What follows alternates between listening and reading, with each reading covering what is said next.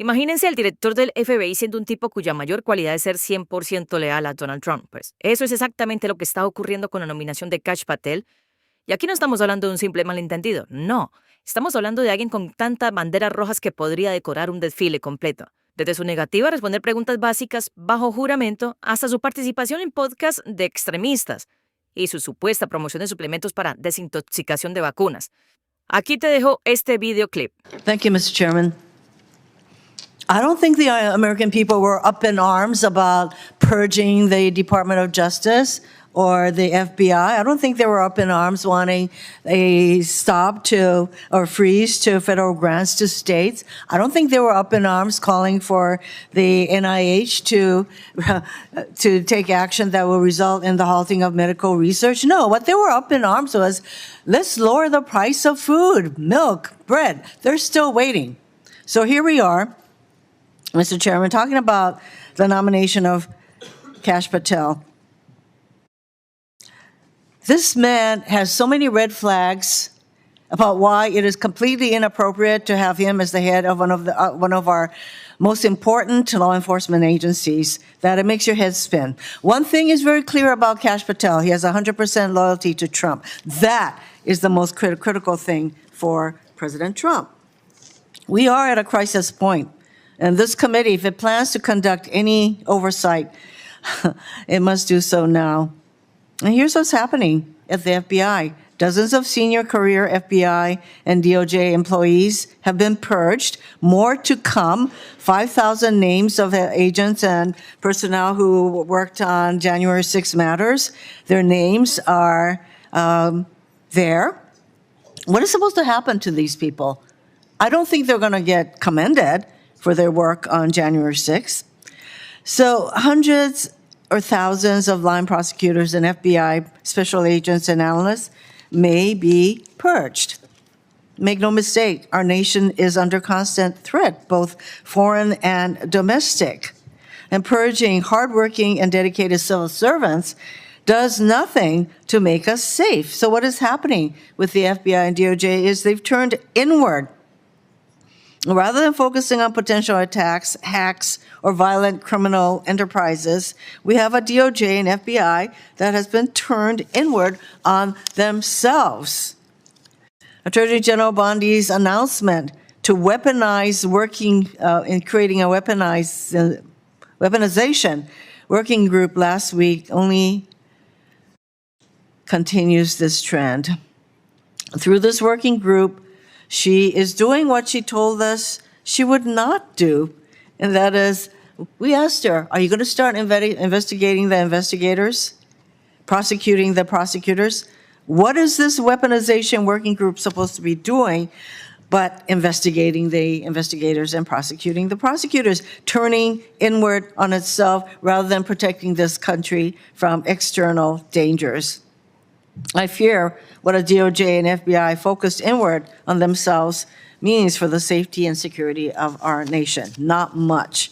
Which brings me to Mr. Patel. He is not the man to answer the many challenges of the moment. Mr. Patel spent his nomination hearing avoiding every hard question.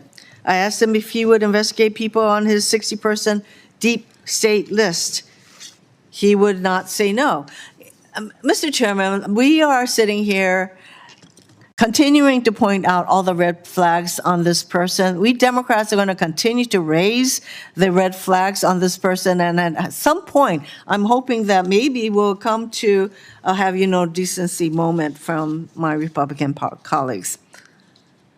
Continuing, I asked him if he profited from selling supplements to detox the COVID-19 vaccines.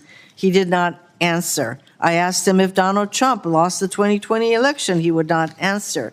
He claimed not to know an anti-Semitic extremist named Stu Peters, despite appearing 8 times on his podcast. See, the fact that he doesn't even answer, remember, whatever, it makes me think that he thinks coming before this committee under oath is something that he could just ignore with no consequences. And apparently that is the road we're on.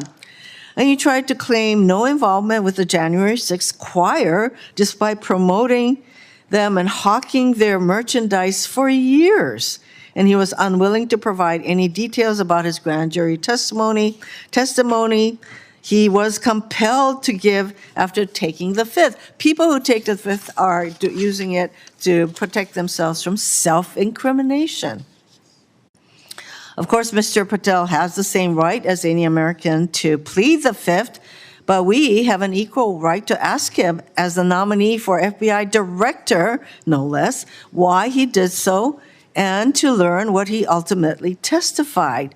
The one thing Mr. Patel did testify to in response to a question from Senator Booker, I thank Senator Booker for asking his question about whether he was, quote, aware of any plans or discussions to punish FBI agents or personnel associated with Trump investigations, and was whether he said he was not aware of that, but we note that in fact he had an awareness, and in fact he's proceeding to purge the FBI. He's not even the director.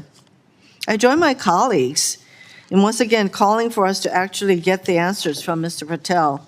The American people deserve to know where he's coming from. This is a person who's going to use the FBI for his own purposes. He will abuse his power in the FBI, and we have had my colleagues say that we will regret the day that we voted for him. We should be regretting it right at this moment.